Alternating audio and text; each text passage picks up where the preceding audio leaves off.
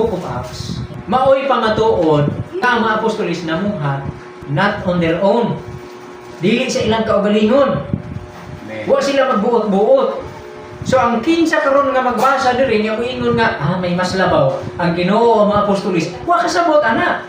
Wa sila makasabot sa authority o sa gibuhat ni Ginoong Hesus, sa procedure ni Ginoong Hesus nga kining mga apostolis wa ni namuhat sa ilang kaugalingon.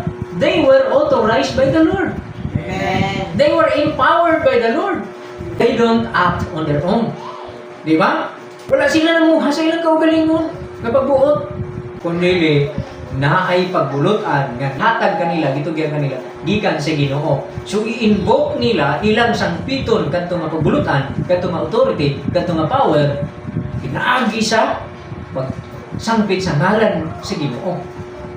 Ingon sila, in the name of Jesus Christ, stand up and walk. So ingon na to? Sa Acts chapter 3, verse 6, ingon pa ni Apostle Peter, then Peter said, silver and gold have I none, but such as I have, give I thee. Unsa na yan ang sunod? In the name of Jesus Christ of Nazareth, rise up and walk. Wala siya maingon nga, I command you, rise and walk. Wala, uy! Wala, di ba? Wala siya maingon, I command you, rise up and walk. Ingon siya, in the name, proper ginang paggamit og authority, wa siya nag-act sa iyang kaugalingon. Wa ni gibase ang iyang sa iyang kaugalingon, ang iyang gibuhat.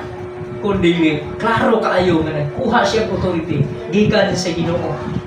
Kung sa ingon na siya, in the name of Jesus Christ of Nazareth, rise up and walk. Amen. Sa malikon na ko, ang question diha, mamuingon nga, amay mas labaw.